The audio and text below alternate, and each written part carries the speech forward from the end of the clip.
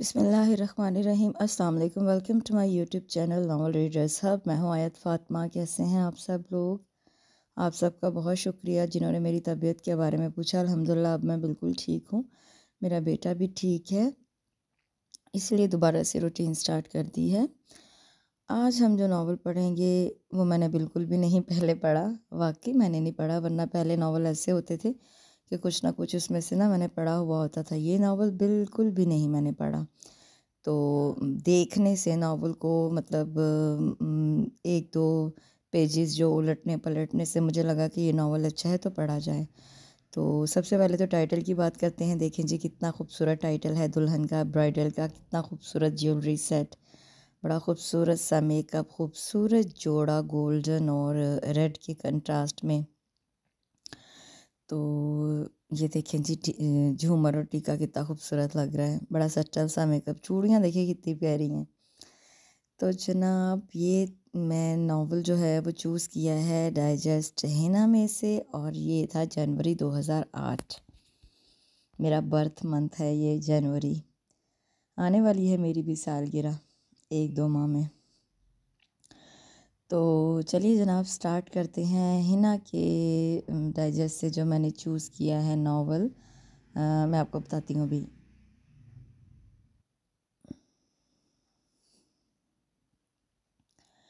ये है जनाब नावल फ़रीहा शेख का अलबेली रुत। बिल्कुल भी नहीं मैंने पढ़ा हुआ, तो चलिए स्टार्ट करते हैं।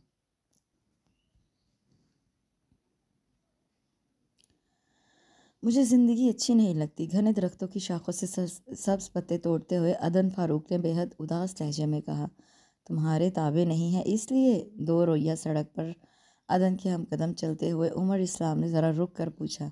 नहीं इसलिए कि किसी को अदन फारूक की चाह नहीं है, इसलिए कि कोई अदन की कमी महसूस नहीं करता, उसके लिए उदास नहीं होता, उससे मोहब्बत नहीं करता, इसलिए। अदन ने रुके बिना कहा और पिछला वो तमाम रास्ता जो अदन तय करती आई थी, दरख्तों के नीचे सड़क पर सरसब्ज पत्ते बिखरे पड़े हुए थे। ज़िंदगी तो खुद किसी उलझे हुए घोरक धंधे की तरह पेचीदा है। ऐसे में मोहब्बत की तलब, चाहे जाने का एहसास, एहसास तो दूर की बात, ये लफ्ज़ ही दीवानगी लगते हैं आज जब हम खुद अपने आप से मोहब्बत नहीं करते। उमर ने उसकी उदास सूरत देखकर सोचा, उन दोनों की पहली मुलाकात खासी फिल्मी हादसाती सी थी और खुशगवार भी। मन आंगन में एक मीठी सुरीली सी लय उभरती थी और जहन के दरीचों में जा बजा खुशबुएं लुटाती हवाएं बिखरती थीं। जब जब भी उमर इस्लाम अपने हावज़े में याद की एक हल्की सी परछाई भी खोजना चाही थी, उस दिन के हवाले से। उस दिन अदन करीबी पार्क के बाहर बनी ढलान पर खड़ी मोती की कलियां चुन रही थी जब वहां से उमर का गुजर हुआ। पत्तों की सरसराहट थी कुछ उसके कदमों की चाप। वो अचानक अदन के सामने आया तो वो बेतरह घबरा गई और उसी घबराहट में उसके दुपट्टे में जमा सारी कलियां ढलान के नीचे उमर पर गिर गईं। उमर को अदन के घर ही जाना था, जबकि वह तेज़ तेज़ कदम उठाती अपने घर की तरफ जाती। उमर को कोई डाकू लुटेरा समझती रही। किनमिन बरसती बूंदों ने प्यासी धरती को सैराब करना शुरू किया तो चारों जानिब मट्टी की सूंधी सूंधी खुशबू फिजा में फैल गई। दरख्त, फूल, पौधे सरमस्त हवा में नाचते, शौखियाँ करते झूम रहे थे और फूलों की नम पत्तियों, दरख्तों के गहरे सब्ज पत्तों पर चमकता बारिश का पानी मोतियों की तरह चमक रहा था। वो कब से अंधेरे कमरे में चित लेटी छत को घूर रही थी।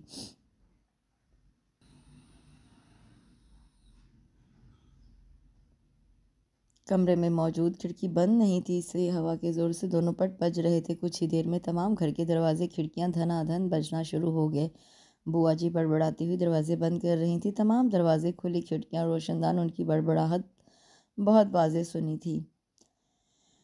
अदन ने फिर एक बेतासुर से निगाह उसने दीवार के वस्त में जमे भूरे भूरे बदरंग कदीम तर्ज के वॉल क्लॉक पर डाली। अभी तो शाम के इब्तदाई पहर थे और उनसे रात की सुरमई स्याही शाम की थकी मानिंद जर्द किरणों को अपने अंदर निगल लेना चाहती थी। खिड़की के पास खड़े होकर बालों में ब्रश चलाते उसने एक नज़र हद निगाह फैले वसी आसमान को देखा।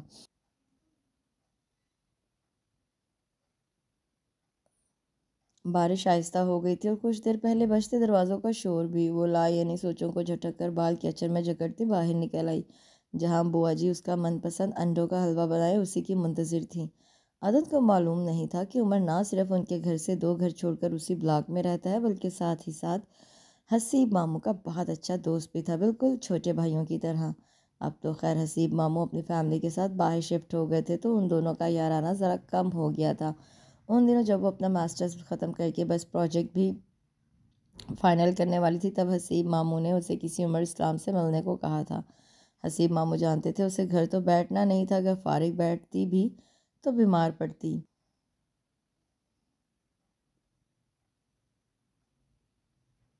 इसलिए वो चाहते थे कि अदन उमर के तवस्सुस से जैसे भी जॉब करना चाहे कर ले। चंद और दीगर ज़रूरी काम भी उमर को निपटाने की जिम्मेदारी हसीब मामू ने उसको सौंपी थी, इसलिए उमर का उनके घर अक्सर आना जाना लगा रहता था।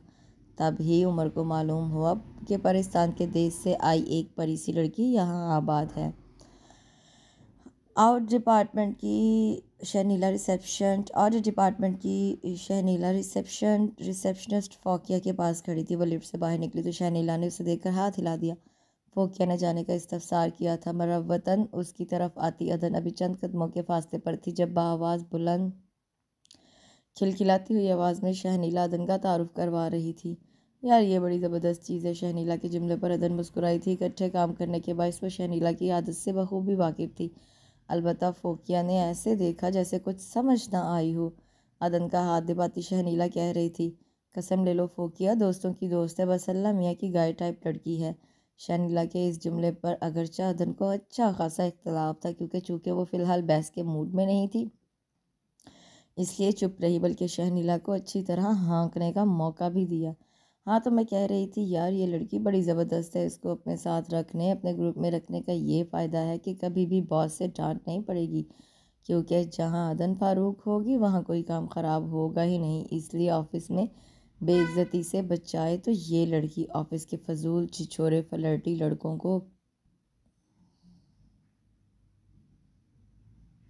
नाकों चने चबवा देती है, तो ये लड़की। कैंटीन वाले अंकल इसकी बेचारी सी शक्ल देखकर अच्छे खासे बिल में से डिस्काउंट कर दें तो इस लड़की की बदौलत सारे ऑफिस में अच्छी रैपो, हर कोलीग हेलो हाय और जूनियर सलाम आदाब करते मिलेंगे तो इस लड़की की बदौलत।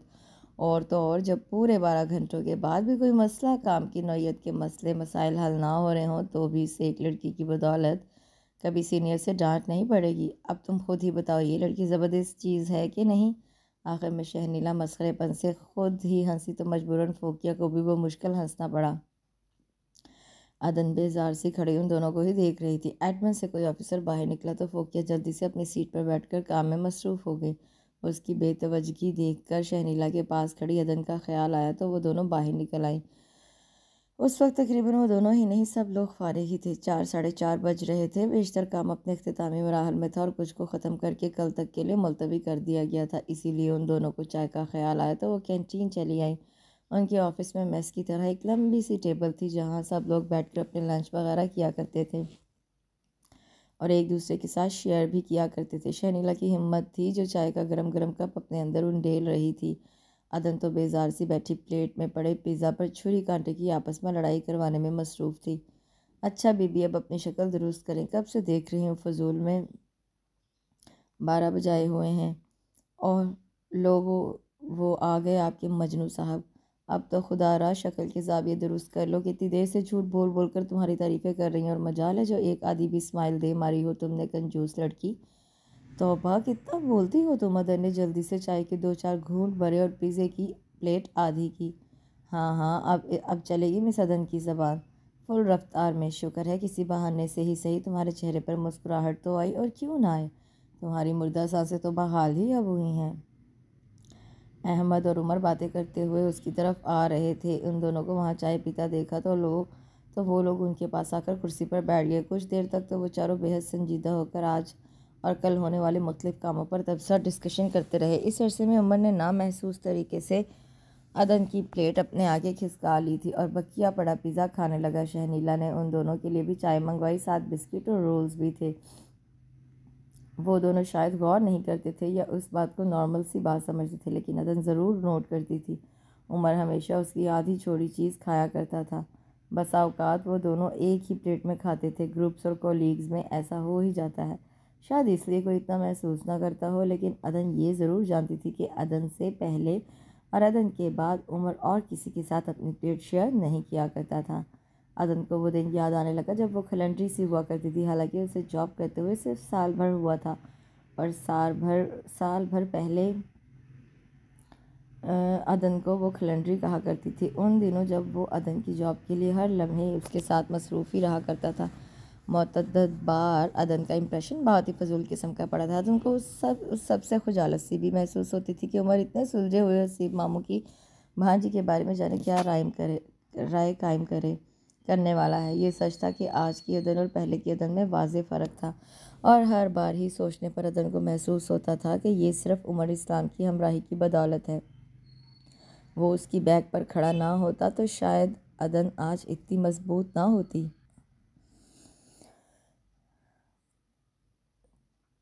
उस तमाम अरसे में आज उसने पहली बार उस घर में कदम रखा था जो अल-हसीब हाउस से महज चंद कदमों की दूरी पर था। पर ना तो वो कभी खुद से ये हिम्मत कर पाई कि वहाँ जा सके, ना ही उसे ये ख्याल गुजरा था कि अनजाने रिश्तों को उन्हीं के भेस में निभाया जाता है। वो तो जैसे बहुत अरसे से सब कुछ छोड़ चुकी थी, ना सिर्फ रिश्ते नाते बनाना, बरतना निभाना, बल्कि वो तो खुद अपने आप को भी कहीं रख कर भूल गई थी। भूल ही इसकी ज़िंदगी की सबसे बड़ी खुशी ठहरी थी। ये ना होती तो यकीनन अदन फारूक भी ना होती। उसने मजबूत आईनी गेट पर अपना हाथ रखा तो वो खुलता चला गया। पार्टी कब से लेकर बरामदे के आखिरी सिरे तक खामोशी का राज था।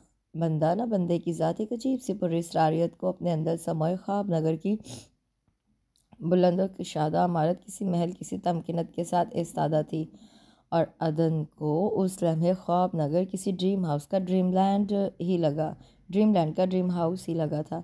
ऐसा ड्रीम हाउस जो महज तख़य्युल का करिश्मा ही नहीं, बल्कि उस लदी फंदी दुनिया में सचमुच एक जीता जागता ख्वाब नगर था। पुरसकून, रूह परवर, फूलों की धीमी धीमी खुशबुएं चुराए पुरनम हवा के झोंके की तरह फरत बख्श आसूदा सा परी वो जाने कब तक सतून से लगी अपने तख़य्युल और ख्वाब नगर के नगर में खोई रहती। उसे अपने अकब में सरगोशी नुमा आवाज़ उभरती महसूस हुई। परी ये आवाज़ दाएं जानिब के आखिरी कोने से उभर रही थी। आओ ना, रुक क्यों गई? गुल अदन फारूक, उसने सर से चौंक कर सर उठाया। ना आवाज़ अजनबी थी, ना लहजा नाशनासा तो सिर्फ ना लहजा नाशनासा तो सिर्फ उसका नाम था। लम्हे के हर हज़ारवें हिस्से से उसे अपने चौंकने की वजाहत खुद उसके दिल ने दी। उसके मुकम्मल नाम से आज तक किसी ने उसे नहीं पुकारा था, और आज से पहले उसे अपना ये बड़ा सा नाम इतना अच्छा भी कभी नहीं लगा था, बल्कि बेहद अजीब लगा करता था। आओ ना गुल अदर Farooq, welcome, it's really pleasant to see you in our dream house, कहने वाले ने पहला जुमला और जोश खुशगवार लहजे में अदन से कहा था, और जुमले का आखिरी लफ्ज़ अपने पास खड़ी मासूम सी बच्ची के कंधों पर हाथ रखते हुए ड्रीम हाउस वो ज़ेरे लब बड़बड़ाई थी, जैसे किसी बहुत ही अजनबी नामालूम से हर्फ से शनासाई हासिल करने की कोशिश। परी वो यकटुक उस भूरे सिल्की बालों वाली मासूम भोली सूरत को देखने लगी तो क्या चंद लम्हे पहले सुनी जाने वाली सरगोशी फरेबे समात नहीं थी? अगले लम्हे वो बच्ची उछलती कूदती उसके सामने खड़ी थी, बिल्कुल पास। पापा देखिए ना, ये बिल्कुल परी हैं, वैसी ही परी जैसी कहानियों में होती है। रात को सोने से पहले जो कहानियाँ आप मुझे सुनाते हैं। बच्ची का जोश खुशी दीदनी थी। अदर ने झीम कर सर झुका लिया। बहुत कम वक्त के लिए सामने वाले शख्स के लबों पर मुस्कुराहट आकर मासूम हो गई। पापा देखिए ना, वो हाथ पकड़े उस शख्स को थोड़ा आगे ले आई। क्या? मानूस सा लहजा अदन के करीब गूंजा। परी, भोली सूरत ने उसकी तरफ उंगली से इशारा किया। वो शर्मिंदा शर्मिंदा सी मुस्कुराहट लिए उन बाप बेटी को देखने लगी। सामने खड़ा शख्स एक बार फिर मुस्कुराया था। उस बार उस शख्स की मुस्कुराहट बड़ी भरपूर थी। उसने अदन से नज़रें मिलने पर नज़रें चुराई नहीं थी, लेकिन अदन ज़्यादा देर तक उन आंखों में देख नहीं पाई थी। वहाँ कोई नया एहसास जागज़ी था, जैसे एक अरसे की नींद के बाद कोई हड़बड़ा के जागा हो। जो फेरी टेल्स आप मुझे सुनाते हैं उनमें बिल्कुल ऐसी ही परी तो होती है। पाजामा, सितारों से भरी कमीज़, भोली भाली इनोसेंट सी, और पापा इनके दाएं गाल का डिम्पल भी तो बिल्कुल मेरे जैसा शरारती सा है। आप मुझे भी तो नन्ही परी कहते हैं, बस ये थोड़ी सी बड़ी हैं, बिल्कुल परी। बेटा ये परी नहीं है, वो धीरे धीरे कह रहा था। भूरे बालों वाली लड़की बहुत गौर से और अदन बहुत हैरत से सुन रही थी। इनका नाम गुल अदन फारूक है, ये जन्नत का फूल है। भोली भटकी खूबसूरत रूह जाने इस जालिम दुनिया में कैसे आ गई। इनको तो, ओहो पापा, फिर तो ये फूल परी हुई ना, पाकिस्तान के देश की फूल परी जो सबको फूल बांटती खुशबुएं बिखेरती हैं, स्वीट सी परी। जोहा डियर, इनको ज़्यादा तंग ना करो, ये हमारी नेबर भी हैं, आपके पापा के ऑफिस की कॉलीग भी और फ्रेंड भी। चलो ड्राइंग रूम की लाइट्स ऑन करो, अंदर चलते हैं। पापा, she is not only your friend, mine also. और वैसे भी एक परी की फ्रेंड तो एक परी ही होती है, और आप उस कहानी के सेल्फिश जांच प्रिंस सेल्फिश जांच हैं। और आप इस कहानी के सेल्फिश जांच हैं या प्रिंस? वक्त हर सवाल का जवाब दे दिया करता। उमर महज सोच कर रह गया और मुस्कुराकर उसे अंदर आने का कहा। आओ गुलदन फारूक। भूरे बालों वाली जोहा अपनी पोनी हिलाती अंदर कहीं गुम हो गई। अदर ने मुड़कर दाएं रुख को देखा, जहाँ एक तरफ से लॉन शुरू हो रहा था। ये बाग के घर के पिछले हिस्से को जाता था। यकीनन जब वो आई तब दोनों बाप बेटी पौधों से शुगल फरमा रहे थे। नल को पाइप लगा हुआ था। घास, पौधों के पत्तों, फूलों की पत्तियों पर पानी शबनम की तरह चमक रहा था। सामने खड़े शख्स की आंखों और लहजे दोनों में एक इस्तेहकाक पोशीदा था, जैसे किसी एहसास के आगाज़ से पहले ही हल्की सी हिचकिचाहट, और उस हिचकिचाहट को अदन का कतराना कम और उस शख्स की मुस्कुराहट को मुस्तहकम बना रहा था। आज भी उमर इस्लाम के हम कदम चलते हुए वो हल्की फुल्की थी, मोतिये की खिली कलियों की तरह। दाखिली दरवाजे से अंदर कदम रखते हुए उसने अपने लिबास की नादीदा शिकनों को उस ख्याल से ठीक किया था कि लाउंज या ड्राइंग रूम में घर के किसी दूसरे फ़र्द की मौजूदगी मतवक्का थी, और वह ये देखकर हैरान रह गई कि दाखिली दरवाजे से चंद कदम के फासले पर कुशादा सी सीढ़ियों की लंबी कतार थी। 10वीं सीढ़ी पर जहाँ दीवारगिर पेंटिंग नस्ब थी, उसके दो अतराफ को सीढ़ियाँ मुड़ जाती थी। उमर ने दाएं रुख की सीढ़ियाँ चढ़ने शुरू की तो वो भी छोटे छोटे कदम उठाती उसके पीछे चली गई। सीढ़ियों के इख्तिताम पर दोनों जानिब दो दो कमरे थे। जगह की कुशादगी और कमरों के दरवाज़ों को देखकर अदन ने अंदाज़ा लगाया था कि ये बेडरूम्स ही होंगे। घर के इस खिले से हिस्से की इस तरह आराइश की गई थी कि वो लाउंज और ड्राइंग रूम दोनों का काम देता था। वहाँ मौजूद सबसे पुरकशिश शय वो खिड़की थी जो बैरूनी दीवार के वस्त में दबेस पर्दों के दरमियान अपने आप को सुनहरे शीशों से सजाए खड़ी थी।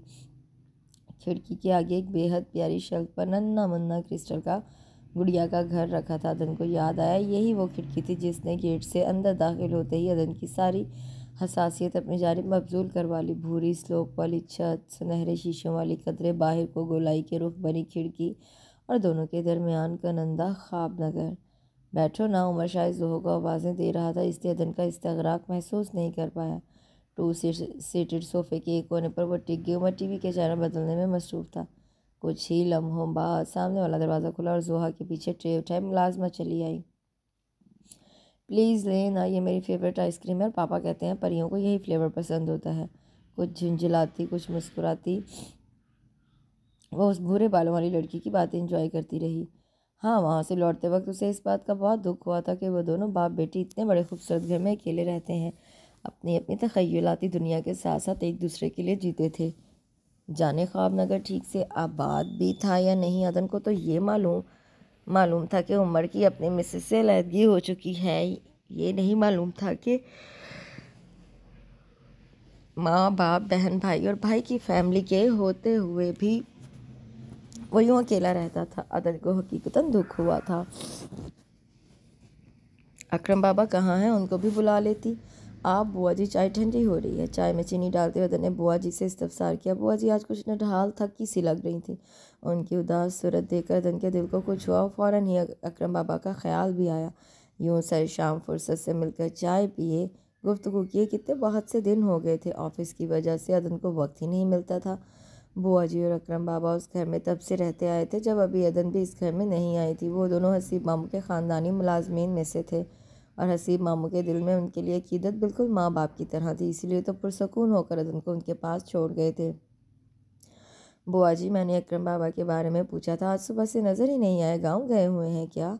उसने खाली प्लेट टेबल पर रख कर चाय का कप उठाते हुए पूछा। नहीं तो बेटा, गाँव वाला इतनी जल्दी कब जाना होता है, और अब जाकर करना भी क्या है। दोनों बेटे बहुएं तो खुद बहाना ढूंढ रहे हैं यहाँ शहर चले आने का। अजीब सर्द महरी दर आती है। अब तो उनके रवैयों में अक्सर बगैर इतला दिए चले जाओ। तुम्हारे अकरम बाबा यहीं हैं घर में, सुबह से नर्सरी गए हुए थे, सुबह पौधों की ख़रीदारी के लिए। दोपहर में ये बड़ी गाड़ी भर के लाया था। तब से अब तक बाहर बागीचे में ही है। खाना खाने को ज़रा देर के लिए अंदर आया था। कोई भला सा साजिद का पुराना दोस्त आया बैठा है, उसी के साथ बरामदे में चारपाई डाले बैठा है। वो जो एक बार फिर बेजार होकर टीवी ऑन करने लगी थी कि करने को कुछ भी नहीं था। पौधों नर्सरी के नाम पर नंगे पाँव ही बाहर निकल आई। बरामदा, आंगन, लॉन, सभी जगह मुख्तलिफ रंगों वाले फूल पौधे बिखरे पड़े थे। बाबा भी काम मुकम्मल नहीं हुआ, मुझे बुला लिया होता। अकरम बाबा और साजिद चाय पी रहे थे। उसने पौधों पर तफसीली निगाह डालते हुए खड़े खड़े पूछा, बस बेटा थोड़ा ही रह गया। ये साजिद चला आया तो उसके पास बैठ गया। अब जो इसने अपना दुखड़ा सुनाया तो दिल बहुत भारी हो गया है। कुछ करने को जी ही नहीं चाह रहा। बस अभी उठकर करता हूँ मुकम्मल अधूरा काम। उनके लहजे में तासुब था। चाय की प्याली फर्श पर रखते रंग से उनकी आंख का एक कोना भीग गया और उस सब को अदन ने गहराई से महसूस किया था।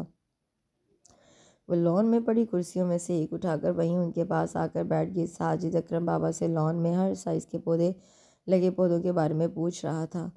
अकरम बाबा आहिस्ता आहिस्ता से बताने लगे और उनके सामने बैठी एक काबिल सॉफ्टवेयर इंजीनियर, कंपनी की होनहार वर्कर, दोस्तों में बहुत मशहूर बेरियासी सहेली, बावकार शख्सियत की मालिक, जिसका लिबास, जिसका अंदाज़ और सादगी मुकाबल को पहले ही नशिस्त में ज़ेर करने की सलाहियत रखती थी, उस वक्त अपने आप को अकरम बाबा के पुरशफीक मिजाज के सामने नौमर लाउबाली शरारती सी बच्ची महसूस कर रही थी। उनके सामने अदन का दिल चाह रहा था कि ढेरों ढेर शरारतें करे, उनसे उल्टे सीधे बेतुके सवाल पूछे, उनका सर खाए और शाम ढले बहुत लाड से अपनी गोद में रख कर उनका सर दबाए। उस लम्हे वो जाने काबिल सॉफ्टवेयर इंजीनियर थी या लाऊ वाली शरारती सी बच्ची। बस ये था कि वो उन दोनों के रवैयों का अमीक तज्जिया कर रही थी। वो दोनों एक दूसरे को बच्चों की तरह बहलाने की कोशिश कर रहे थे, हालांकि उन दोनों की ज़ात के अंदर भांबड़ जल रहे थे। बाबा, मैं भी तो आपकी बेटियों जैसी हूँ, बताइए क्या हुआ, क्या मसला है? उसने अकरम बाबा के साथ बैठे मखमूम से साजिद के हाथ पर अपना हाथ रखकर कहा। साजिद ने आंखों ही आंखों में अकरम बाबा को जाने किस नौयत की इल्तिजा की थी। अकरम बाबा आदम को बता रहे थे, इसके बेटे के यहाँ तीसरी बेटी हुई है, एक ही बेटा है। इस माड़े का मासूम बेटी की सूरत ना देखी, घर में खर्चा नहीं देता, उल्टा बीवी पर हाथ उठाता है। ये और इसकी बीवी घर के ख़राब हालात। अकरम बाबा भी और भी कुछ कह रहे थे कि अदन सुन नहीं पाई। उसे लगा था किसी ने तेज़ धार का खंजर सालिम उसके सीने में उतार दिया हो। हलक में सांसें आपस में गुत्थम गुत्था फंसकर अंदर ही अंदर उलझ रही थीं। एक लम्हे को उसके चेहरे का रंग मुतगय्यर हुआ। अकरम बाबा ने साजिद को कुछ दिया था। आंखों के सामने छाई धुंध के बायस वो देख नहीं सकी। शायद कोई ऐसी चीज़ थी जिससे उस अधेड़ उम्र मगमूम से साजिद को हिम्मत मिलती, और उस वक्त उसे सबसे ज़्यादा हिम्मत ही की ज़रूरत थी। अगले ही लम्हे खुद को कंपोज करके वो उठ गई। बाबा आइए ना, मेरी मदद करवाइए, मेरा दिल चाह रहा है कुछ वक्त इन पौधों के साथ गुजारने को। आपने पहले क्यों नहीं बुआ जी से कहकर मुझे बुलवाया? वो आंखों की नादीदा नमी को कहीं अंदर ही अंदर जज्ब कर चुकी थी। कुछ ये लम्हों बाद वो अकरम बाबा के साथ बेतरह मसरूफ़ थी। हर रंग के देसी और वलायती गुलाब लगाती, सब्जियों के लिए बनाई गई लहदा क्यारियों में लीमू के पौधों के लिए गोडी करती, मिट्टी को नम करती। वो अकरम बाबा से पौधों की इकसाम के बारे में पूछती रही। ये चाइना लीमू का पौधा है, जल्द ही मोटे मोटे रस भरे लीमू लग जाएंगे इस पौधे पर। अकरम बाबा एक बेल को दीवार में लगे सुराख से बांधते हुए जोश से बोले, तुम्हें लीमू का अचार भी तो पसंद है ना? इसलिए वो अदन की तरफ देखकर शरारत से मुस्कुराए। और बाबा, मैं आम के पेड़ के लिए कब से कह रही हूँ। छोटे छोटे गमलों से तितली जैसे नाजुक नाजुक रंग बिरंगे फूलों को बैरूनी क्यारी में लगाती वो कुछ देर पहले साजिद वाला किस्सा ही अक्सर फरामोश कर बैठी थी। तुम्हारा फ़ोन है बेटा। अदन, अदन कहाँ हो? बुआ जी आवाज़ें लगाती बाहर चली आई। हसीब साहब का है, कहने की देर थी। अदन, हसीब मामू करती मिट्टी से लिथड़े हाथ पाँव लिए लाउंज की तरफ भाग गई। 2 दिन बाद हसीब मामू आ रहे थे। रात के तक महफिल की नौयत की सफाइयाँ, खानों की तैयारी, घर की डिज़ाइनिंग में चेंज की प्लानिंग बौजी के साथ मिलकर करती हुए शाम में साजिद वाला किस्सा तकरीबन भूल चुकी थी, और ये उसके लिए बेहतर भी था। लेकिन हमें यही तो मालूम नहीं होता कि तलख माजी आँख के पर्दे पर हकीकी फ़िल्म की तरह चलने के लिए वक्त और शौर का मोहताज नहीं होता। चलते चलते उसके कदम जिस काले गेट के सामने रुके वो एक बाग का मेन गेट था। इतनी ढेर सारी फिक्रों ने यकदम ही उसे घेर के निढाल मुज़महिल सा कर दिया था। महसूसात पर जबर करना आसान नहीं होता। नीले गगन पर उभरता मुस्कुराता माहताब उसे यूं दुखी देखकर उदास हो गया। पिछली 2 रातें करवटें बदलते गुजर रही थीं। उस वक्त भी उसकी आंखें बेतहाशा सुर्ख हो रही थी। अजीब सी कम मायगी के एहसास ने उसकी आंखों को धुंधला दिया। छोटे छोटे कदम उठाती एक बेंच पर बैठ गई। उस तरफ खामोशी थी और कदरे अंधेरा भी। तमाम बेंच भी खाली ही थे। हसीब मामू चाहते थे उसकी शादी कर दी जाए। शादी? कुछ दिन पहले तक वो कितनी खुश थी। कितने अरसे बाद तो उसको ये गुड न्यूज़ मिली थी कि हसीब मामू अपने मिसेज और दो प्यारे प्यारे बेटों के साथ कुछ अरसे के लिए उसके पास अदन के पास आ रहे हैं। ऑफिस के कितने ही काम उसने जानबूझकर अधूरे छोड़ दिए। अक्सर जल्दी जल्दी काम करने के चक्कर में उसने बहुत कुछ उल्टा सीधा भी किया और फिर सीनियर से माजरत की बजाय वो ढीठ बनी रही कि किसी और से ये काम करवाया जाए। वो बिल्कुल हाथ नहीं लगाने वाली। हसीब मामू तो शुरू दिन से चाहते थे कि वो उनके साथ ही स्कॉटलैंड चले, बस उसका दिल ही नहीं मानता था। उसे यूँ महसूस होता कि अगर वो इन फिज़ाओं से दूर चली गई तो शायद ख़ुद अपने आप से भी दूर हो जाएगी। वो एक बार अपने आप से, अपनी ज़िंदगी से दूर होने की अज़ियत सह चुकी थी, अब मज़ीद सहना नहीं चाहती थी। अंदर से उसे अपना आप, अपना वजदान खोखला लगता था। ये सिर्फ उम्र के साथ होने का ही खुशकुन एहसास था कि वह हर कदम पर ख़ुद को पहले से ज़्यादा मजबूत समझती बतदरीज कामयाबी के मनाजिल तय करती जा रही थी। शहनीला ठीक ही कहती है। वल्ला मियाँ की गाय टाइप लड़की थी, बेवकूफ़ाना हद तक मासूम। लोगों को बाहर की प्रोफेशनल दुनिया के लोग ऐसे ही अलकाब से नवाज दिया करते हैं। वो कैसे हसीब मामू को कहती कि ज़िंदगी की इस मोड़ पर वो हम सफ़र उमर को बनाना चाहती है। वो उमर को चाहती थी, ये सच था। उमर उसका बेहद ख्याल रखता था, ये भी एक खुली हकीकत थी। उमर इस्लाम जो एक हादसे के बाद अपने आप में बंद होकर अपनी ही ज़ात के गिरदाब में मुक़ैद होकर रह गया था, सिर्फ अदन के सामने बैठकर यूँ हल्का फुल्का हो जाया करता था, जैसे ज़िंदगी में कभी कोई दुख उसे छू कर ही ना गुजरा हो। और अदन वो जैसी ज़िंदगी गुजारना चाहती थी, अपनी टूटी फूटी ज़ात के दोबारा से जिस तरह तश्कील करना चाहती थी, अदन को महसूस होता था कि अगर उमर उसका साथ ना देता, अगर उमर उसके दरमियान अन का रिश्ता ना होता, तो शायद वो दोनों अपनी जगह टूटी फूटी शख्सियत लिए अपनी अपनी ज़िंदगी अकेले ही गुजार लेते। शहनीला तो ये भी कहती थी कि तुम दोनों को देखकर यूँ लगता है कि तुम दोनों बने ही एक दूसरे के लिए हो, जैसे बहुत लंबा अरसा बिछड़े रहने के बाद मिले। ना जाने कैसी झिझक है जो तुम दोनों कोई एक बवक्त फैसला कर नहीं लेते। वो इसे क्या बताती, क्या समझाती। अतन को लगता था कि सारी दुनिया में सिर्फ एक वो दोनों ही बेवकूफ़ है, वरना उनसे मिलने वाला हर शख्स जल्द ही उनके बारे में अंदाज़े, और वो भी बिल्कुल दुरुस्त अंदाज़े लगा लिया करता था। तुम यहाँ कहाँ? और इस वक्त ये मुराकबा की कैफियत, खैरियत? वो अपनी सोचों में उलझी बैठी जब जॉगिंग ट्रैक में मलबूस उमर ने उसके सामने हाथ हिलाया। उमर के चेहरे और गर्दन पर पसीने के नन्हे कतरे अदन को बहुत भले लगे। क्या हुआ? तबीयत कुछ ठीक नहीं लग रही? बुखार है? चलो तुम्हें घर ड्रॉप कर दूँ। अदन की जलती पेशानी को एकदम ही जैसे किसी ने ठंडी शबनम सा पुरसकून कर दिया था। वो जैसे बहल गई थी।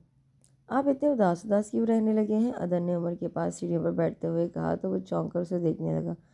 मैं पिछले दिनों से गौर कर रही हूँ। वो जैसे अपने इस कदर ठीक अंदाजे पर उमर से शर्मिंदा होने लगी, इसलिए नज़रें झुका गई तो उमर उसकी सतह पर मुस्कुरा दिया।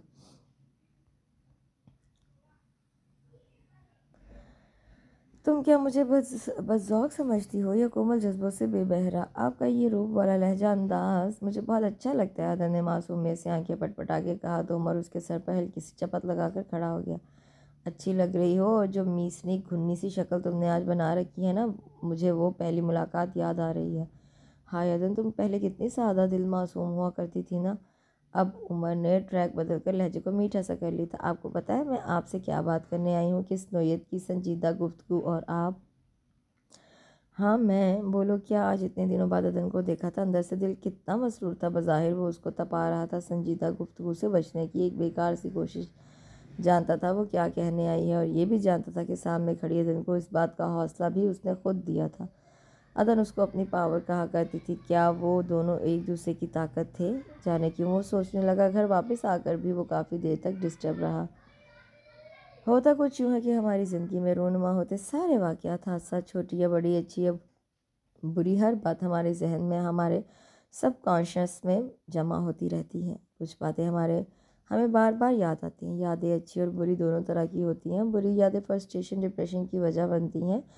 डिप्रेशन बज़ाते खुद एक नफ्सियाती बीमारी, और दीगर नफ्सियाती बीमारियों की जड़ भी। तवाज़ुन ज़िंदगी या ज़िंदगी में अतदाल के लिए जहाँ दीगर हालात का मुवाफ़िक होना ज़रूरी है, वहीं साथ साथ ज़िंदगी के बारे में हमारा ज़ाविया नज़र, हमारी सोच को हर किस्म के प्रगंदा ख्याल से पाक होना चाहिए। उसके वालिदैन अनपढ़ जाहिल थे। अदन के घर का माहौल वैसा ही था जैसे जाहिल बेशऊर लोगों के घरों का होता है। उसकी माँ ने कभी उसकी रहनुमाई नहीं की थी। वो बेटी को बोझ कहती थी और अपने रवैये से जाहिर भी करती थी। अदन की शख्सियत को पूरी तरह मसख करने में ज़्यादा हाथ उसकी माँ का ही था। अदन की शख्सियत को पूरी तरह एहसास कमतरी में मुब्तला कर देने के बाद वो उसे पढ़ाई से बदजंग करती रहती थी। उनके घर का माहौल नॉर्मल नहीं था और अदन जैसी एहसास फितरत ज़हीन और वो जो पढ़ाई में बेहद ज़हीन थी उसके लिए तो बिल्कुल भी नॉर्मल नहीं था। उसे किताबों से प्यार था और उसकी वालदा उसे किताबों की दुनिया से दूर रहने को कहा करती थी। दुनिया में बहुत सी ऐसी माएँ होती हैं जो औलाद के लिए जान देने से भी गुरेज नहीं करती कि उनकी औलाद कामयाब व कामरान हो जाए, दुनिया में एक मुकाम बना ले, अच्छी शनाख्त बना ले। लेकिन गौर करने पर यह भी मालूम हो जाता है कि दुनिया में बहुत सी माएँ ऐसी भी हैं जो औलाद के लिए सिर्फ और सिर्फ अजियत का ही बाइस बनती हैं। ये क्यों, वो क्यों, ऐसे नहीं वैसे नहीं, औलाद को एतमाद तो दूर की बात, रहा सा एतमाद भी ख़त्म करके दीनों दुनिया से बददिल कर देने का बाइस बनती हैं। कुछ माएँ ज़िंदगी के हर कदम पर औलाद की उंगली थाम कर मंजिल तक लेकर चलती हैं और कुछ बीच रास्ते में छोड़ देती हैं, ठटकने और गुमराह हो जाने के लिए। हसीब मामू उसकी अम्मी के दूर के परे के रिश्तेदार थे। मैट्रिक के बाद जब उसकी वालदा ने ज़बरदस्ती उसकी शादी बहुत बड़ी उम्र के आदमी से करना चाहिए तो वो बिल्कुल गुमसुम रहने लगी। और जब उसे ये मालूम हुआ कि वो ले पालक है, उसकी वालदा ने उसे किसी से मांगा था, तब तो जैसे वो अपनी पैदा कर दी छोटी सी दुनिया से भी बिल्कुल बेगाना हो गई थी। तभी हसीब मामू से अपने साथ ले आए। उसके झूठे वालिदैन ने बहुत शोर मचाया, लेकिन हसीब मामू किसी की बातों में नहीं आए। वो नहीं चाहते थे कि इतनी ज़हीन और पढ़ाकू टाइप लड़की का मुस्तकबिल तबाह हो। आज जब वो खुशहाल थी, कामयाब थी, उसके सब कॉन्शियस में बैठी ये सारी बातें उसके लिए दुख तकलीफ़ का बाइस बनती थी। ना चाहते हुए भी उसे वह सब याद आता था। अपनी ज़ात की बेवकूफ़ी उसे रुलाती थी।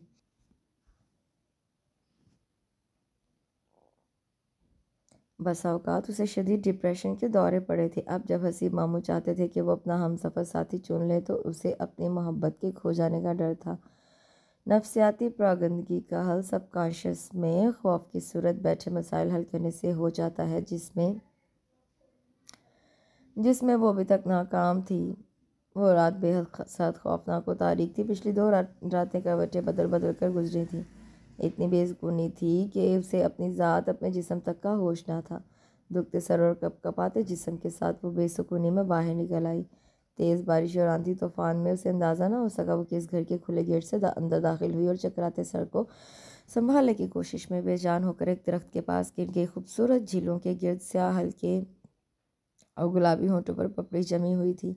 आंखें खोलने पर उसे धुंधला सा हीला नजर आया। पलकें नादीदा नमी से जैसे चिपकी पड़ी थी। नन्हे हाथ ने अपनी पूरों से उसके चेहरे की नमी साफ की। वो जोहा थी, उमर की बेटी। देखो ना यार, अब तो तुम्हारी परी फ्रेंड बिल्कुल ठीक है। ये देखो, एकदम फर्स्ट क्लास। अदन को पंजों के बल उठता और फिर बेड से टेक लगाता देखकर उमर 2 कदम आगे बढ़ आया। अदन का जहन अभी तक अपनी ज़ात की ज़िंदगी भर की नफ्सियाती कशमकश पर प्रागांदा था। उसने भूले गालों वाली जोहा को देखकर ज़बरदस्ती चेहरे पर मुस्कुराहट से जाकर जैसे फिक्र से आज़ाद करना चाहा। जोहा की छोटी सी नाक सुर्ख हो रही थी। यकीनन बदल के लिए रोती रही थी। ये तुम्हें क्या सोची थी? अच्छी खासी एज है मोहतरमा की और टीन एजेस वाली एडवेंचर की आदत गालिबन बरकरार है। उमर मज़े से कहता उसके बेड के पास पड़ी कुर्सी पर अपनी शरारती आंखों में अदन का अक्स लिए टिक किया। वो उमर को नज़रअंदाज किए महवियत और इश्तियाक से दीवार पर लगी पेंटिंग देखने में मसरूफ़ थी। उसकी पलकों का इस्तराब देखकर उमर धीरे धीरे माजी के अवराक पलटने लगा। जब वो बहुत हद तक लापरवाह आवारा एडवेंचर्स पसंद अय्याश दोस्तों की सोहबत में रहता हुआ अच्छा खासा बिगड़ गया था। उसका बचपन वैसा ही गुजरा था जैसा किसी भी बिजनेस टाइकॉन्स के बच्चों का गुजरा करता है। तुम समझती हो तो उमर तुम्हारी मोहब्बत बेअसर है, बेसमर रही। यही दुख तो मुझे अंदर ही अंदर खाए जा रहा है उमर। अदन के आंसू बह निकले। पिछले इतने सालों के, इतने माह से मैं जानने की कोशिश कर रहा हूँ कि नोहा कना कौन है। मैं, मेरी सोचों में बसने वाली मोहब्बत का तखय्युल, हालात से मुताबिकत ना रखने वाली मेरी विल पावर, या खुद हालात जो मेरे लिए नामुवाफिक होने पर खुद मुझसे शर्मिंदा रहते हैं और मैं हर बार सर झटक कर हंस देता हूँ। तुम्हें पता है हंसी क्या होती है? वो चौंकी थी, हालांकि सवाल बेहद आम था। अदन ने खफा खफा नज़रों से उसे देखा। मेरा भी एक घर था अदन, मेरे माँ बाप और छोटा भाई बहुत अच्छे दिन थे, बेफिक्र, हर लम्हा मैं अपनी मर्ज़ी से जिया करता था अपने तरीके से। फिर सब कुछ बिखरता चला गया। मैं एक बिखरी चीज़ को समेटता तो दूसरी बिखर जाती और मुझे भी बखेर देती। करते करते मैं जैसे सबसे दूर चला गया। मैंने ख़ुद को, अपनी ज़ात, अपने मकासद को इरादतन फरामोश करना शुरू कर दिया और मैं उसमें कामयाब भी रहा। फिर मुझे तुम मिली, तुम्हारी बात हो, तुम्हारी आँख हो, तुम्हारे एक एक अंदाज से मुझे उस खोए हुए उम्र की महसूसात की अलबेली सी खुशबू आती थी। मुझे तुम्हारी संगत फ़रत बख्श एहसास देती थी। लाशऊरी तौर पर मैं इंतज़ार करता कि तुम मुझसे अपने एहसासात, अपनी बातें शेयर करो, क्योंकि मुझे ऐसा लगता था कि तुम मुझसे मेरी बातें करती हो, मेरे एहसासात मुझसे शेयर करती हो। फिर जब तुम्हारे खलूस की रोशनी ने मुझे अंदर तक रोशन कर दिया तो मैं खौफज़दा होकर कतराने लगा। मुझे रिजेक्ट हो जाने का खौफ था। मैं तुम्हारे दिल को दर्द नहीं देना चाहता था। मेरा ख्याल था मैं तुम्हारे खलूस से शिकस्त खाकर बहुत बुरी तरह बिखर जाऊंगा कि समेट नहीं पाऊंगा अपने आप को। मेरी ज़ात टुकड़े टुकड़े बिखरी इधर उधर पड़ी थी। इतनी हिम्मत नहीं थी कि बार बार टूटने, बिखरने, जोड़ने, सिमटने का खेल अकेला तने तनहा जारी रखता। मुझे नहीं पता था मोहब्बतें नसीब में लिखी हों तो इंसान मिट्टी तले दबे में भी मोती की तरह चमकने लगता है। मैं तुम्हें बहुत चाहता हूँ। अदन अदन की पलकियाँ उसकी रुखसारों पर झुक गईं। उमर का दिल बहुत देर तक उन खमदार पलकों में उलझ रहा था। मैं तुम्हें तफसील से बताता हूँ।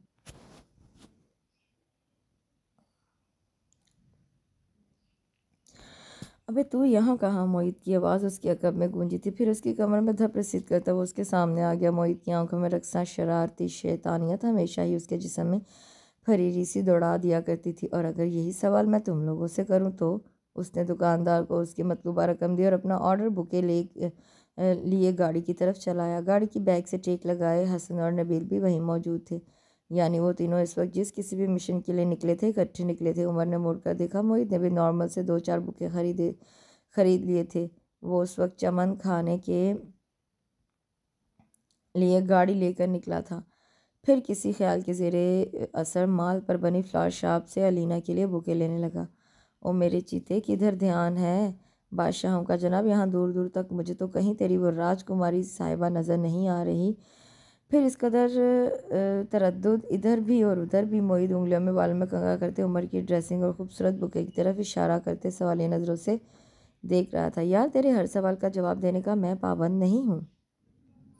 उमर ने गाड़ी का लॉक खोलकर बुके फ्रंट सीट पर रख दिया। उस काम से फारिग होकर फिर उनके सामने आ खड़ा हुआ तो वो तीनों किसी नादीदा तैयारी के तहत एक ज़बान होकर बोले, ओए होए तो जनाब, अब उमर साहब अपने उन दोस्तों के लिए जिनके लिए वो ख़ुद जिगरी यार, बचपन के बेली, लंगोटिए वगैरह का लफ्ज़ बार हाँ इस्तेमाल करते रहे थे, अब उनके लिए इन दोस्तों को सवालों का जवाब कुछ नापसंदीदा फेल बनने लगा है ना?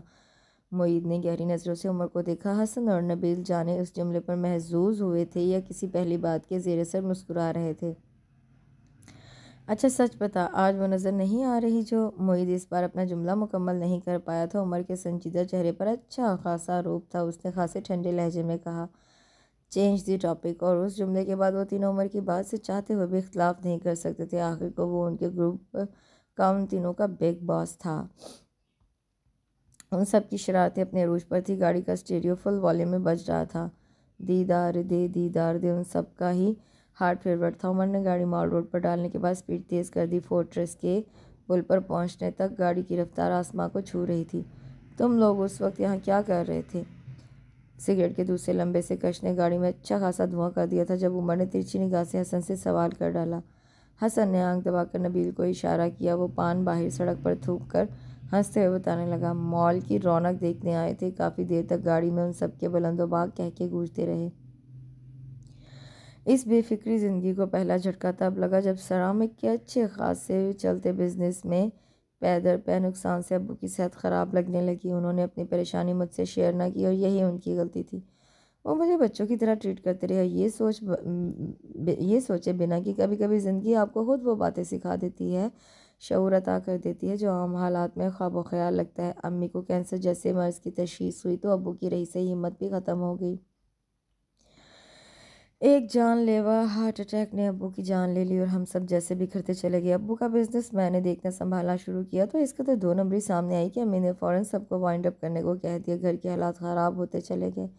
अम्मी बिस्तर से लग गई। उनका इलाज बेहद महंगा था। मैं जॉब ढूंढता रहा। ऐसे वक्त में मेरे सब दोस्त मुझे छोड़ गए। एक क्लास फेलो के साथ मेरी कमिटमेंट थी। उन दगरगू हालात में वो भी मुझे छोड़ गई। मुझे भी इस दौर में ज़िंदगी बुरी लगने लगी थी। यूँ लगता था जैसे मैं ख़त्म हो जाऊंगा, लेकिन मसाइल नहीं। खैर मैंने हिम्मत नहीं हारी।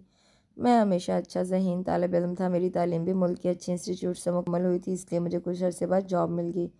ना होने से कुछ होना बेहतर था, यही सोचकर मैं दिन रात मेहनत करता रहा। मेरी मेहनत, मेरी ईमानदारी रंग लाई और मेरी तरक्की होती रही। शादी से कुछ अर्सा पहले ही मैंने ये ऑफ़िस ज्वाइन किया था। अम्मी की बीमारी संभल गई, लेकिन मुकम्मल ख़त्म नहीं हो पा रही थी। तभी अम्मी ने मेरी एक कज़न को, जो अमेरिका में थी, मेरी शादी करने का फ़ैसला किया। वो चाहती थी मैं बाहर जाकर सेट हो जाऊं, क्योंकि मेरी कज़न बहुत अमीर माँ बाप की इकलौती औलाद थी। इसी बहाने अम्मी चाहती थी कि उनका भी बाहर बैरून मुल्क इलाज करवाया जाए। छोटा भाई भी वहीं चला जाए। जो फाइनेंशियल प्रॉब्लम्स पैदा हो चुकी थी वो हल हो जाती। मैं इतनी मेहनत करता, अम्मी का बेहद ख्याल रखता, क्या मेरे पास इतना भी हक नहीं था कि उनके फ़ैसले से इनहराफ कर सकता। आखिर शरीक सफ़र के लिए कुछ मेरे भी ख्वाब थे। अम्मी बेज़िद थी, इसलिए मैंने कज़न से शादी कर ली और उसने मेरे साथ जो किया वो तुम्हारे सामने है। छोटी सी रोती बिलखती ज़ोहा को छोड़कर चली गई। मैंने बहुत कोशिश की समझौता करने की। जो वो चाहती थी वैसा ही करता रहा। ना उसको मेरे पास रहना था, ना वो रही। इसी अरसे में अम्मी भी चल बसी। काशिफ़ और जवेरी अपनी अपनी दुनिया में खुश थे। कम मिलते मिलते अब मिलना मिलाना बस बराए नाम ही है। मेरी दुनिया मेरी ज़ात तक ही महदूद थी, लेकिन जोहवा जो मेरी ज़िंदगी का हिस्सा है फिर से मुझे ज़िंदगी के रंगों की तरफ, बहारों की तरफ ले आई। तुम्हारे हसीब मामू मेरे लिए बिल्कुल बड़े भाइयों की तरह हैं। इस सब में, जबकि इन हालात का ज़िम्मेदार भी मैं खुद अपने आप को ठहराता हूँ। मेरी एक बेटी भी है। मैं कैसे ये हिम्मत कर लेता कि तुम जैसी कोमल लड़की का हाथ मांग लेता अपने उस मौसम से, जिसने मुझे ज़िंदगी जीने की एक नई उमंग थमाई थी। और कभी कभी तो मुझे यूँ लगता है अदन, जो हौसला, जो तवानाई, हिम्मत मुझे हसीब भाई से मिली, इन सब में सबसे खूबसूरत तो तुम्हारा होना है। तुम्हारे होने का एहसास, बचपन के पिछड़े 2 दोस्तों का साथ, गहरे लातादाद, बहुत मुश्किल लफ्ज़ों की ज़रूरत नहीं हुआ करती। आप किसी को अपने अंदर धड़कता हुआ महसूस करते हैं। उसकी ज़ात का एहसास आपकी ज़ात में पन्हा है। हवा में तहलील होती सांसों की खुशबू को बहुत चाहत से महसूस करके सिर्फ मुकाबिल का नाम ले देना ही काफ़ी होता है। उमर, और देखो मैं कितना बहुत कुछ यहाँ जज्ब करता चला जाता हूँ। कोई तिश्नगी रही है ही कहाँ है। हाँ, इजहार के लिए ज़बान की मिठास की कसक रहेगी। अदन का दिल पिघल रहा था और मुकाबिल का खलूस शर्मिंदा कर रहा था। हम सीधे रास्तों की बजाय आवारा कुत्तों की तरह ऊंची नीची पगडंडियाँ चुन लेते हैं और फिर ये भी चाहते हैं कि कोई हमें खींच तान कर किसी बड़े मुकाम तक ले चले। हम वो नहीं हैं जो हम थे और हम वो नहीं रहेंगे जो हम बनना चाहते हैं। इस तकाबली जायज़े को यहीं ख़त्म कर दिया जाए तो बेहतर है, क्योंकि ज़ात के सफ़र में रास्ता चाहे कोई भी चुन लिया जाए, मंजिल एक ही अंजाम है। हाँ, बस हर शख्स की ज़ात अपनी आँख, अपनी सोच, अपनी नज़रिए से देखती है और नाम दे देती है। और यही कायदा तो इंसान को प्रगांदा करता है। हालांकि ज़ात की हकीकत सिर्फ खुदा है। ज़ात का खालिक नुतफ़े से पैदा होने वाला इंसान जब आसमानों बादलों में परवाज़ भरने लगता है, चाँद सितारों पर कमन डालने लगता है, पहाड़ चोटियाँ सर करने के काबिल हो जाता है, और उसके बाद भी अपने तईं दुनिया को तस्खीर कर लेने के बाद भी ना वो अपनी ज़ात को पहचान पाता है, ना उस खालिक को। जानती हो अदन, एक दिन ज़ोबा ने मुझसे पूछा, पापा आसमान के ऊपर क्या हैं? सितारे। मैंने कहा, आसमान के ऊपर एक और आसमान है। वो बोली, और उस आसमान के ऊपर तह दर तह 6 आसमान हैं। कुल कुल 7 आसमानों के बाद जन्नत है। रब करीम की ज़ात है। पर बाबा, अल्लाह तो हर जगह मौजूद है, हर पल हमारे साथ है। और आप खुद ही तो कहते हैं कि दादी माँ कहा करती थी, रब की रहमत मिल जाए तो ये दुनिया भी एक जन्नत है। बाबा, जन्नत में क्या है? क्या हम इस दुनिया में अपने घर को जन्नत नहीं बना सकते? क्या जन्नत के लिए मरना ज़रूरी है? उस दिन ज़ोबा ने और भी बहुत से सवाल किए थे। मैं चुपचाप वहाँ से उठकर रब को, अपने खालिक और उसकी रहमतों को ढूंढने निकला था।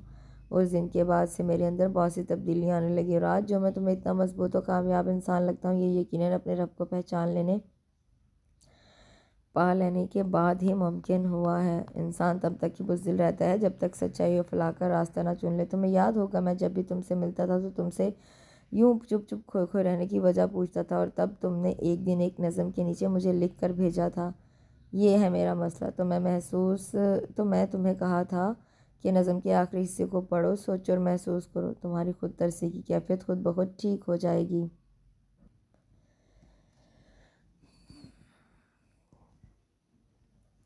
याद है वो नज़म? उमर ने आखिर में शरारत से पूछा है। हाँ याद है, और ये भी कि इस नज़म की वजह से हम आज इतने करीब दिल के रिश्ते में बंध चुके हैं। मुझे याद है आपने वो नज़म पढ़कर कहा था ये तो मेरी ही कहानी है। तुम्हें तो बहुत कुछ याद है। चलो अब इस दिल के रिश्ते को कोई नाम देने का भी फैसला कर लिया जाए। मैं कल ही हसीब भाई से बात करता हूँ, इनफैक्ट तारीख तय करने को कहता हूँ। मुझे नींद आ रही है, कुछ देर आराम करना चाहती हूँ। उमर की आंखों में शौक का एक जहां आबाद था। उसकी आंखों में चमकते रोशन जुगनू से घबराकर उसने सर तक चादर तान ली तो उमर हंसता हुआ कमरे से बाहर निकल गया।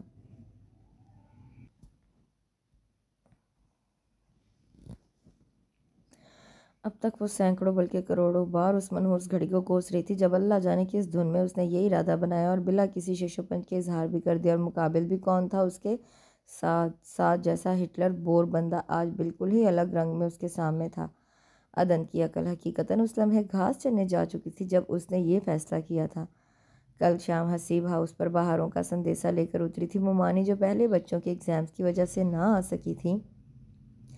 नेक्स्ट फ़्लाइट मिलते ही अदन की खुशी में शरीक होने को बच्चों के हमरा आ गई थी। अदन सबको ही अजीज़ थी, सब ही के दिल के बहुत करीब।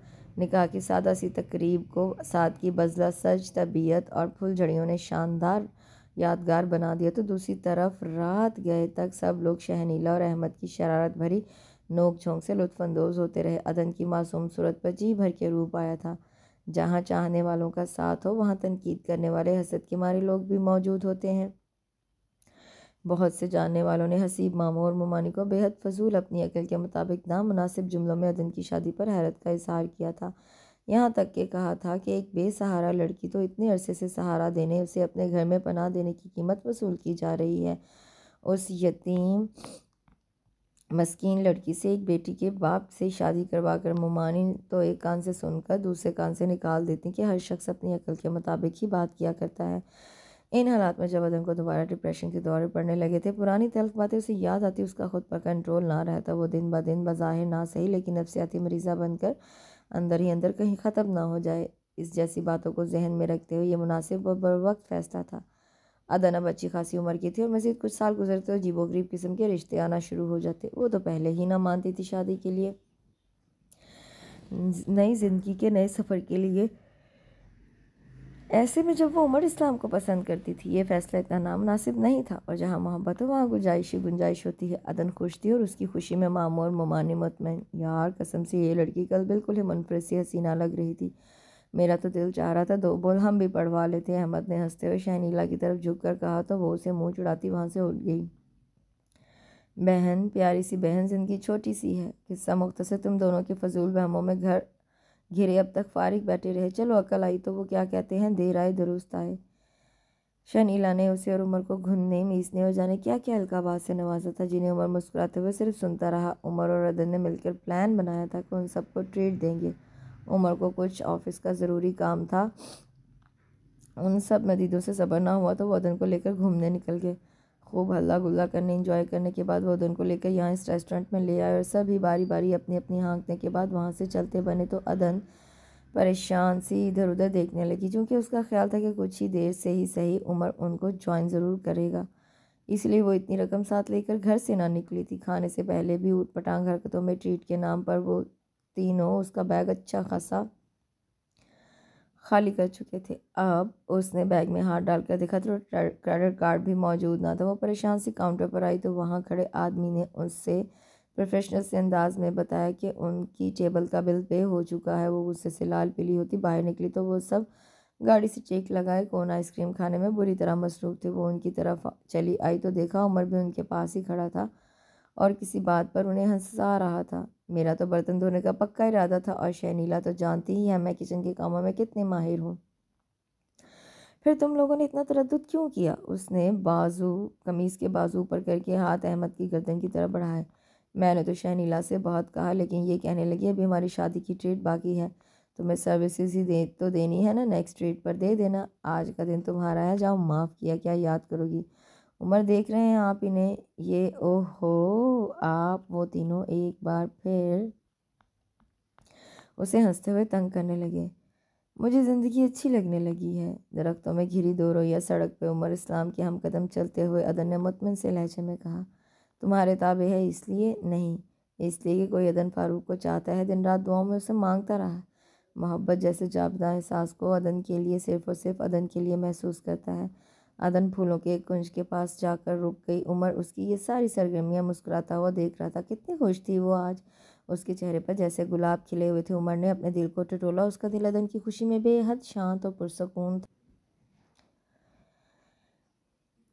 ज़िंदगी क्या मांगती है? वो रुकी तो उमर ने सादा से चेहरे पर ढेर सारा इस्तेजाब फैला तो उमर ने उसके सादा से चेहरे पर ढेर सारा इस्तेजाब फैला देखा। तवज्जो। उमर ने नज़रें उसके चेहरे से हटाकर सामने खुले एक गुलाब पर जमा दी, जिस पर शबनम चमक रही थी, जिसकी डाली पर बार बार एक तितली आकर बैठ जाती। तितली उड़ी तो उमर ने बहुत एहतियात से एक गुलाब तोड़कर अदन को पकड़ा दिया। गौर और फिक्र करना तो अच्छी बात है, लेकिन महसूस करने पर सब माया लगता है। अदन के चेहरे पर गुमगूसी कैफियत थी। आज वो दोनों चलते चलते बहुत दूर निकल आए थे। अब सड़क के दोनों तरफ में घने दरख्तों से भरा जंगल सा शुरू हो गया था। एक तरफ से टूटी सड़क पर जा बजा दरख्तों से गिरे जर्द पत्ते, लंबी और छोटी बेशुमार टहनियाँ, मोटी शाखें गिरी हुई थी। कितनी प्यारी सी गुलहरी है, और वो गुलहरी का नन्हा सा बच्चा। अदन ने ज़रा आगे बढ़कर कहा तो आगे बनी ढलान से उसका पाँव फिसलते हुए बचा। उमर ने उसको सहारा देकर सीधा किया तो वो एक बार फिर खिलखिलाकर हंस दी। ज़िंदगी बहुत खूबसूरत है। अदन ने मेहंदी से सजी अपनी दोनों हथेलियाँ उमर के सामने फैला दी।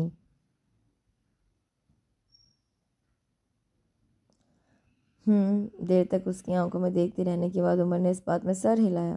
ज़िंदगी बहुत खूबसूरत है अगर उमर के साथ हमेशा अदन हो तो। उमर की ज़िंदगी और उसकी खूबसूरती अदन से इबारत है यार। उमर ने अपने बालों पर फैली ओस की नमी को अपने हाथों से संवारा और अदन की मेहंदी से सजी हथेलियाँ थाम ली। गुज़श्ता कुछ दिनों से धीरे धीरे आती सर्दी ने आज यकदम ही पूरी फ़िज़ा को अपनी लपेट में ले लिया था। दूर दूर तक गहरी धुंध फैली थी। बर्फ़ के नन्हे नन्हे गोले ओलों से मुशाबा हर तरफ गिरने लगे थे। वो दोनों मौसम के मज़े लेते ऐसी शाहरा की तरफ गामजन थे जहाँ मौसम और हालात की जैसी भी तुंदी हो, वो एक दूसरे की ताकत बनकर मुकाबला करने को तैयार थी।